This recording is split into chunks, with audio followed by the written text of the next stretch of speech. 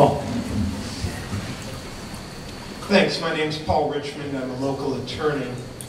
I do want to thank you for staying here and taking our questions, and I do want to thank our different elected officials for showing up here as well and listening to us.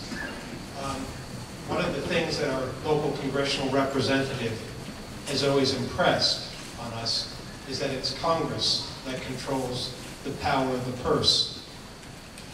Is the growth of your agencies and things we've seen, like I guess the 3 helicopters with belt-fed machine guns as part of Homeland Security locally, and the growth of another, I guess they're planning another 125 Homeland Security agents coming through the Olympic Peninsula. Is this growth that we're seeing the result of Congress exercising its power of the purse? And given the current economy, do you honestly feel this is the best use of our dollars? Thank you.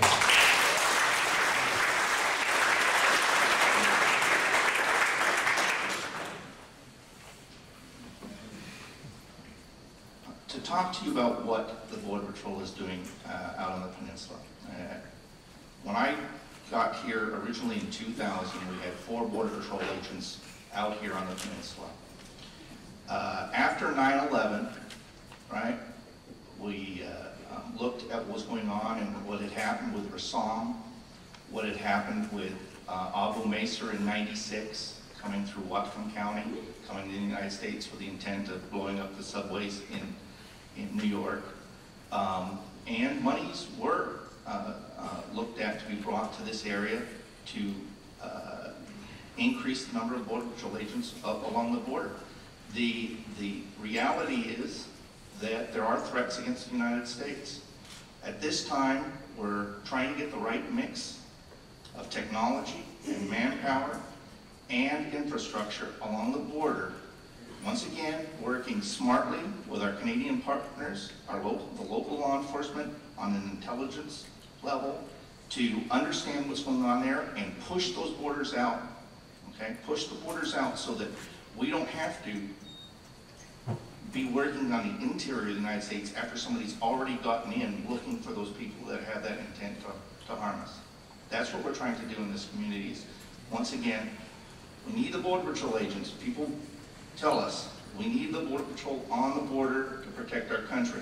However, I can tell you that this is a vast border, okay? It would take far more than the 25 Border Patrol agents that are here right now to protect and scan that in border. So what we want to do is utilize technology to push that border out so we can see what's coming at us, to use intelligence to target the threat.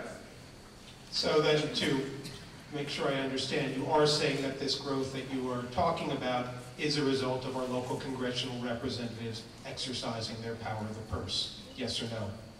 Our local, no sir, I'm not saying that. Congress as a whole determines the amount of funds that come to the Border Patrol and to Customs and Border Protection.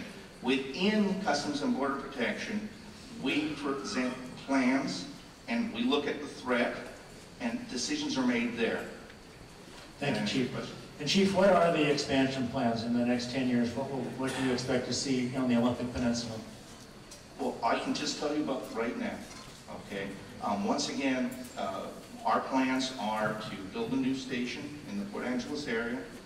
That new station is going to house any number of agents between, right now it all depends on how many agents we can bring on board, and we're constantly evaluating what's going on.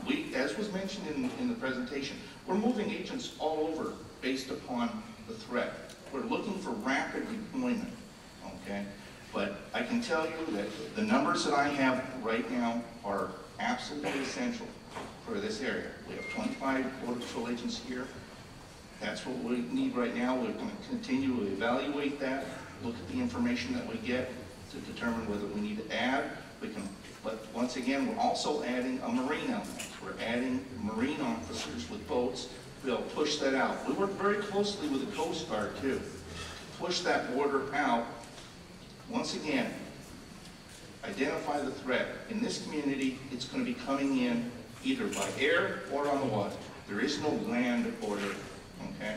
So once again, we're going to be targeting those areas, trying to get those resources. We don't have them yet. That's why the checkpoints are a layered defense approach to that. That's what we can do right now. But does that imply that once you have these land and air resources, the checkpoints may go away? I can tell you that the checkpoints are one of our tools. I'm not going to say that we would never use them based upon if we got intelligence that said we needed to set up a checkpoint because the threat was coming, right? That's different. But I can tell you that the need for the checkpoints would lessen.